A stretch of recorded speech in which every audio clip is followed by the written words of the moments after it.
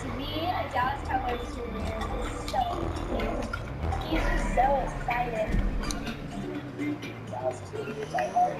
Excellent performance in the discovery of extra bodies and fast grades, not to mention some shiny records. They're building a poorly healed wound in Irish society, creating a public scheme. How could the Magdalens have received proper care in these institutions, yet their burial records didn't even state their names? Survivors began coming forward, telling stories of what their lives were like in the laundries. It wasn't pretty. Many described harsh conditions, enslavement, starvation, severe psychological and physical abuse. The Magdalens' reasons for ending up at the laundries were varied and in many cases arbitrary. Unwedded mothers, promiscuous women, outspoken women, women deemed too pregnant, orphans, women who had been sexually abused, women who had broken the law, and on and on. All were neatly tucked away in laundries at the view of regular society. Unwed mothers were especially harshly treated. In many cases, the women were separated from their newborns. Their babies were adopted out or sent to orphanages. After a short stay in the infirmary, new mothers would quickly be sent back to work. One woman recalled being warned by other penitents to pat her chest. The nuns hated any evidence of unwed mothers, and she would be singled out for punishment if she leaked milk, a common problem for new mothers. Some mothers were punished by the nuns for begging to see their babies one last time before the child was adopted. In other cases, the nuns ran the orphanages, industrial schools, and laundries all at the same time. Though they lived but a few buildings away, mothers were not allowed contact with their illegitimate children. Many survivors some had their names changed or signed and called a number when they introduced them. Also, the women were forced to cut their hair and give up personal mementos. Their clothing was replaced with coarse drab no color such as gray or black. Magdalens were not permitted to make friends with their comrades. They were only there to witness their correspondence with the outside world was and were stolen. The women were made to work 6 days a week, 52 weeks a year. Schedules mentioned by the survivors varied, but generally they involved waking very early in the morning, going to morning prayers, breakfast, working a 12-hour shift before dinner, and having an hour or so afterwards for more prayers or a quiet contemplation of the Lord. The dormitories had bars on the windows, and the women were locked in at night. Penitents were allowed outside. They were confined to the grounds of the laundries by high-brick walls topped with glass or barbed wire. When women did escape, if caught, they were sent back to the institution. Girls as young as 12 or 13 were sent to the laundry. One girl was only 8 when she entered. Some Magdalens beat up functionally illiterate because they were pulled out of school and sent to the laundries. Even when women were of legal age, they were not bread and water was a common diet. They were just shy of non-European. The laundry work was hot, tedious, and dangerous. Many survivors described it as burning hot irons. The long hours, standing or bent over, sewing, caused varicose veins and lifelong back problems in young women. All the while, nuns would watch the women work and hit them with straps with the slow or made mistakes. After their laundry shift, the penitents might have had further chores contributing to the efforts of the institution. Every moment of the waiting hours, the penitents were governed by the nuns. Many Magdalens also experienced religious, emotional, or sexual abuse. Nuns shamed them for vanity, being wicked, and their virgin bodies. Some penitents were made to bind their chests because they had large breasts. Some were made to feel useless, worthless, that the world didn't love them. Many nuns took delight in their positions of power, punishing every little infraction, including Magdalens, looking them in the eye, and not showing proper authority.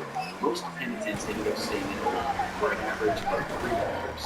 Rules stated that a woman could only be released if someone, generally a family member, requested their release. When the women left, they were not given wages or were given an insultingly small amount of money for their years of hard labor.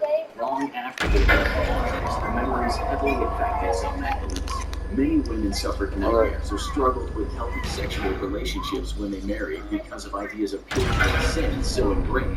After the initial scandal over the mass rape of Hyde Park, several Magdalene survivors bravely provided their testimonies to the Press or other media. This helped to alert the public about the abuses that had happened at the laundries. After After several years of lobbying, in 2001, the Irish government acknowledged that the women enslaved in Magdalene laundries were victims of abuse. Despite calls for a thorough investigation, the Irish government refused, claiming that the institutions were privately run and it would be outside the bounds of the state to probe their history, completely ignoring the fact that the government repeatedly awarded lucrative contracts to laundries with no oversight of how their operations were being. Beste studenten, jullie zijn misschien geen typische studenten, maar wel echte en typische studenten. Jullie zijn doorzetters en hebben keihard gewerkt. Op de raarste plekken en op de vreemdste momenten. En dat is jullie gelukt. Heel erg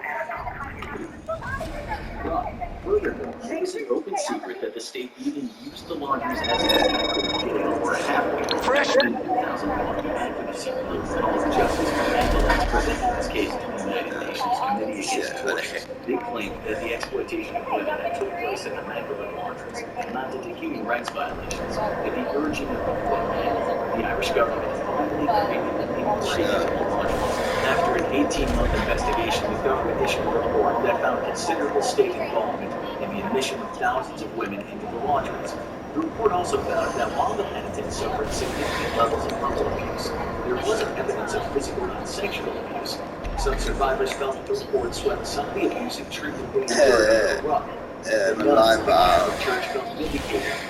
Maybe the institutions were overly strict, but they provided services, taking in women who had nowhere else to go. About 2 weeks after the government report was issued, the government found pressure from the survivors and advocacy groups, and the Irish Prime Minister issued a formal statement.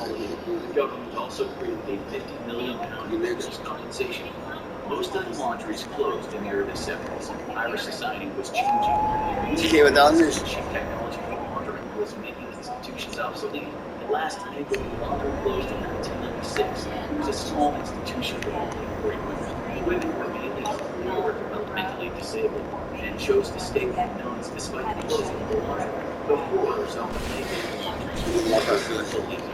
Many of the victims passed away long before the period began. It's estimated that some 11,000 people died since the 20th century.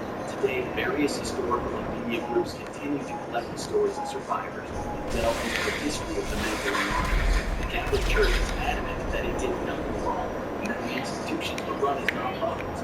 As a result, the Church has refused to contribute to any victims' compensation. Also, the religious orders have declined to provide records and archival information for investigators and historians. It's been 2 long, miserable weeks trapped in a coffin-sized box. He barely knows who he is. The darkness is driving him crazy. His muscles are constantly contracting. Then suddenly, the torturous line of his greatest big war cockroaches in his coffin, where for the next few days... And this, dear viewers, is not a depiction of torture in circa 1550. This was the CIA not long ago. We'll come back to this fake later, but first let's get into the blackout box. It's perhaps one of the most frightening things the Americans have ever come up with. As a part of the CIA's enhanced interrogation method, which just means torture that usually doesn't